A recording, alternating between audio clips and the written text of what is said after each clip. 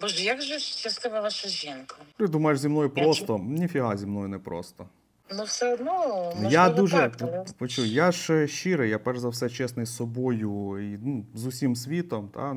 Специфіка в мене така роботи по-іншому, просто я не буду настільки ефективний. Ви часто мені говорите, як же повезло твої жінки, яка ж вона щаслива. Зі мною непросто. Непросто. Зі мною не зможе бути жінка, яка хоч в чомусь трошки маніпулятивна або нечесна зі мною, тому що я це щитую. Тому зі мною, да, щаслива жінка, коли вона чесна, щира. І ми до цього йшли зі своєю дружиною дуже довго.